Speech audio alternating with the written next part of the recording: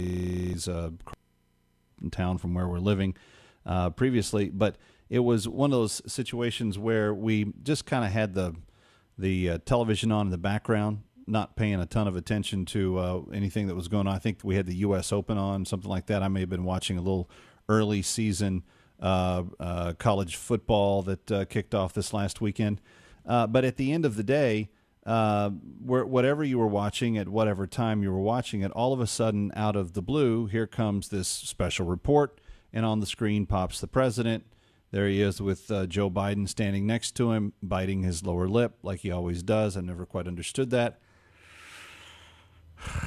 And so the president then goes on this long soliloquy of all the reasons why they have every right in the world to launch an attack on Syria and to see if they can respond to this horrific attack. And anybody that saw the pictures of the children knows what I'm talking about last week. Of the chemical warfare in Syria.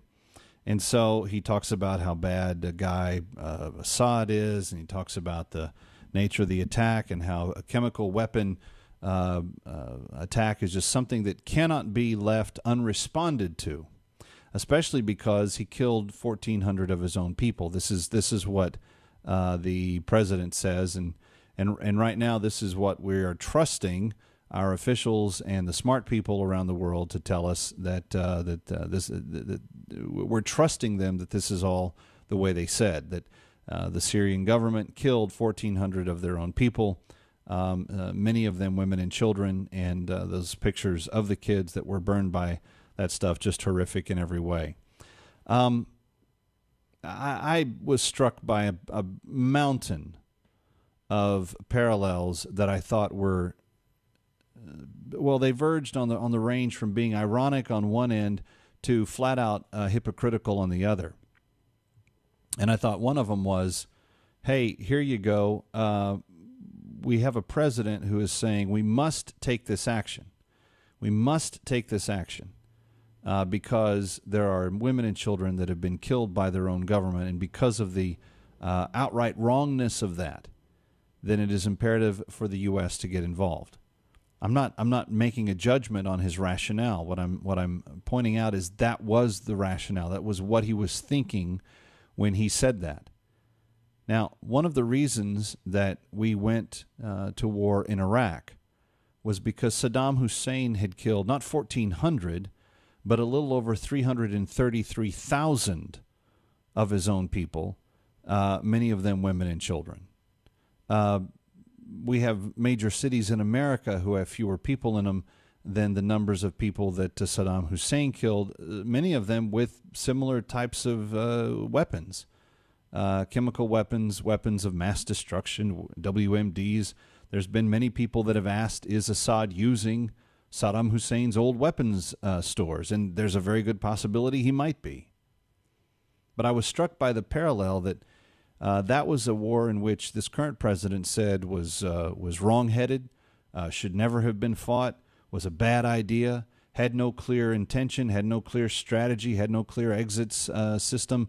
There were all these things that he said, and now what is he doing but suggesting that we begin an intervention in another country right there for almost identical reasons. Almost identical reasons. Then after he makes this big, long soliloquy of this case of, this is why we must do this, he does what I've really come to expect the president to do, and he says, but I'm going to let Congress decide if it's okay or not. I'm going to let them decide what we do and how we do it and when to take the action and so forth. And, oh, by the way, sorry to interrupt the U.S. Open and the college football today, but we're going to wait 9 days until they come back into session to make the decision. Now, the first half of his speech, I have the authority, I have the plan. My generals are telling me I'm good to go, and I can pull that trigger, and I will. Then he goes, but we're gonna let Congress authorize it. Now, My question today, friend, is very simple. And this is AFA Today. You're listening to AFR Talk. Kevin McCullough with you per usual. My question for you is very simple, and I'm very interested in knowing from every person listening what your opinion is. The Congress represents you. They have 9 days to make a plan of action and to decide whether to authorize this action or not. Here's what I want to know on today's show. Do you authorize it? As the boss of your congressional representative, are you telling your congressional member to authorize it or to not authorize it, number one? And number two, do you think that if Congress does not authorize it, that the president will push forward ahead with it anyway? I want to know your opinion on that secondly. But first, I want to know do you think it should be authorized? And secondly, do you think that the president will pay attention to what the Congress tells him he can or can't do as it relates to Syria and taking action in Syria? And the reason that I want to know that is because there's another parallel that I was paralyzed with on Saturday afternoon. First, it wasn't just that he was against the Iraq war, but he's pushing Syria. Iraq killed 330,000 of their own people. Syria killed 1,400 of their own people. One innocent person's death is a tragedy, but you see the differences and the parallels there. He also, the president, that is, also does not have a UN Security Council resolution on it. And whether you loved George W. Bush or you hated him, the one thing you can't say is that he didn't go to the UN. And the UN, for both Afghanistan and Iraq, gave him the UN Security Council resolutions. They have denied President Obama a UN Security Council resolution to take action in Syria. A lot of globalists, a lot of leftists, a lot of progressives make a big deal about, well, you know, if the UN, if we don't have a world consensus, if we don't have a governing body, da-da-da-da. Okay, so President Bush had UN Security Council's resolutions for both of his actions. Mr. Obama does not.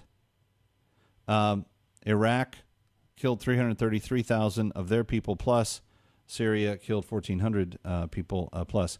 The third thing that I was kind of struck by the parallels of, and we're taking your calls right now at 888-589-8840, 888-589-8840. I'm going to take your calls as quickly as we screen them.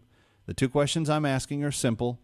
Do you want Congress to authorize military action in Syria?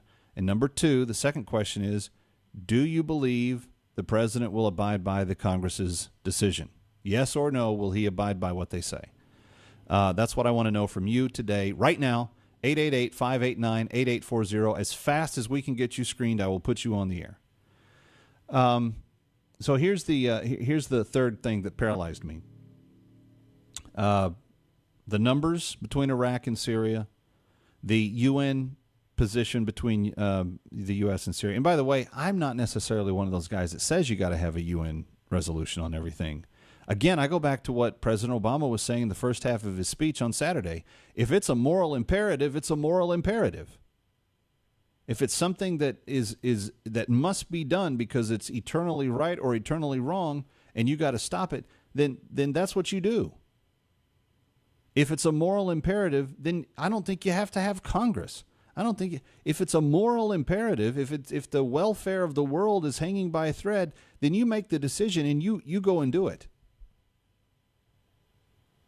But the third thing that is just by comparison to President Bush that President Obama is dealing with is whether or not he has a coalition in tow. And while President Bush had, for the smallest coalition that he put together, was 48 countries, right now we've got France. And the best thing about France and military action is that they are a really good place. You can get a lot of really good military gear on eBay from France because most of their weapons have been dropped once and never fired. Little bit of a joke. The point being, us and France does not really a coalition make. Germany, England, they've all backed out. Russia and China are opposing. This is where we're at. So my two questions for you are very simple. And please don't change the subject and please don't go other places. This is what I want to talk about today. Number one, you're the boss of Congress. They work for you. Do you want them to authorize or to not authorize action in Syria based on the horrificness of the chemical attacks against the children? Number one, that's what I want to know, number one. And number two, is it your feeling, your belief, your hunch that the president will or will not abide by whatever the Congress comes up with? 888-589-8840. That's what I want to know. That's what I want to talk about. That's what we're going to take your calls on. 888-589-8840. Let's talk to Clayton, who's called us from Louisiana. Clayton, welcome. You're on AFA Today with Kevin McCullough. Glad you're here. How you doing, Kevin? Doing well. Thanks for calling us up and participating in the broadcast. Well, I appreciate you having me. By all means, I've already called my congressman and both my senators and told them that by all means the president needs to consult Congress and get their approval.